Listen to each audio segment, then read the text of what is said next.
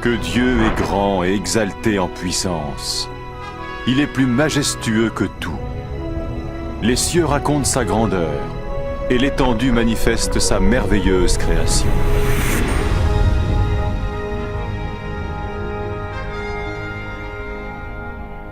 Jour après jour, ils ne cessent de parler, et chaque nuit ils le font connaître.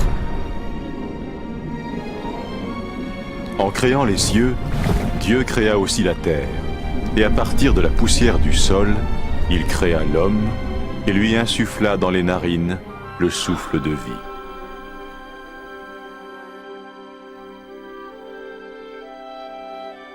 Le Dieu d'amour créa l'homme et la femme à sa ressemblance, pour qu'ils soient en relation avec lui.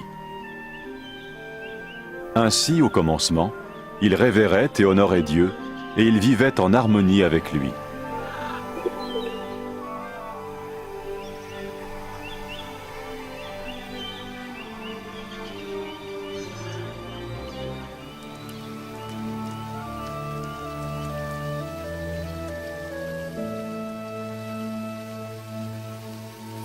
Il en fut ainsi jusqu'au jour où Satan tenta la femme pour lui faire manger le fruit défendu. Elle le donna à l'homme qui en mangea aussi. Ce faisant, l'être humain se rebella contre Dieu et suivit son propre chemin. À cause de ce péché, l'être humain fut séparé de Dieu et jeté hors du jardin d'Éden.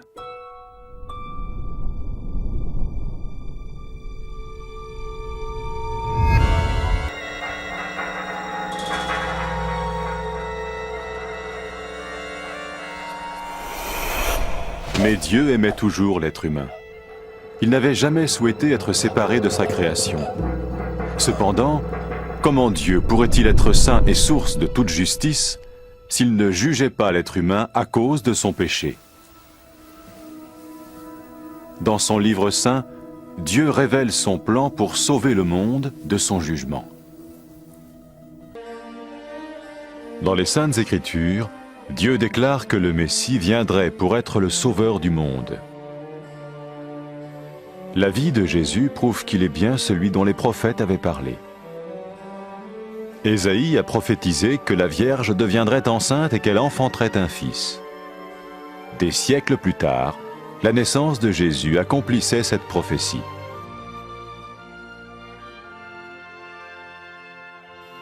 Les Saintes Écritures déclaraient que le saint à naître serait appelé le Fils de Dieu. Cela signifiait que Jésus serait le Fils de Dieu au sens spirituel et non au sens physique. Nous le voyons par sa manière de vivre. Il a guéri des malades, il a pardonné leurs péchés, les a ramenés à Dieu et leur a promis une place dans le royaume éternel de Dieu. Il s'est offert lui-même en sacrifice pour le péché à leur place. Puis il est revenu à la vie, victorieux sur la mort selon le plan de Dieu. Jésus a dit « Personne ne me prend la vie, mais je la donne de ma propre volonté. » La vie de Jésus n'a pas seulement accompli les écrits des prophètes, mais elle a aussi confirmé la vérité de la sainte parole de Dieu. Les prophètes avaient écrit « Ta parole, ô mon Dieu, est parfaite, elle dure à toujours. » Jésus lui-même a dit « Le ciel et la terre disparaîtront, tandis que mes paroles ne disparaîtront jamais. » Jésus est venu pour nous donner la vie dans toute sa plénitude. Et quand l'homme a désobéi à Dieu dans le jardin d'Éden, il a choisi sa propre voie et ses actions l'ont séparé du Créateur.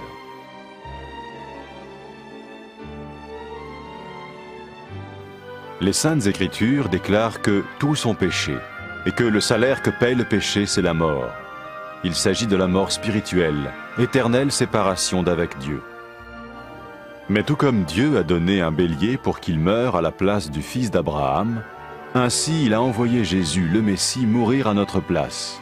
Sa vie, sa mort et sa résurrection restaurent la relation entre Dieu et tous ceux qui mettent leur confiance en lui. Maintenant, non seulement Jésus pardonne les péchés de ceux qui le suivent, mais il les sauve aussi du jugement éternel de Dieu. Ils sont sûrs d'aller au paradis et de vivre avec lui pour toujours. C'est cette vie et cette liberté de la culpabilité et du pouvoir du péché que Jésus offre à chacun aujourd'hui. Cela ne veut pas dire suivre une religion, mais choisir d'avoir foi en Jésus qui dit « Je me tiens à la porte et je frappe. Si quelqu'un entend ma voix et ouvre la porte, j'entrerai chez lui. » Cela veut dire se tourner vers Dieu et croire que Jésus vient dans nos vies pardonner nos péchés et nous rendre tels qu'il veut que nous soyons. Il ne suffit pas d'approuver intellectuellement ce qu'il dit, ni de vivre une expérience émotionnelle. Nous le recevons par grâce, au moyen de la foi, par un acte de notre volonté. Lorsque quelqu'un est prêt à suivre Jésus le Messie, il peut lui parler par une simple prière. Peut-être êtes-vous prêt maintenant à ouvrir votre vie à Dieu. Si oui, vous pouvez vous joindre à la prière suivante, silencieusement, dans votre cœur. Seigneur Jésus, j'ai besoin de toi. Merci d'être mort sur la croix pour mes péchés.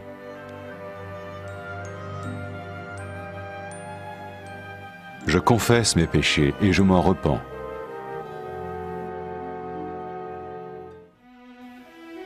Je t'ouvre la porte de ma vie et je te reçois comme mon Sauveur et Seigneur.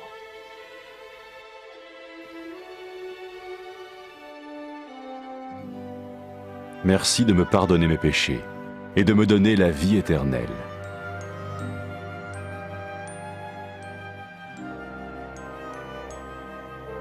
Fais de moi le genre de personne que tu veux que je sois. Maintenant que je deviens l'un de ceux qui te suivent. Amen.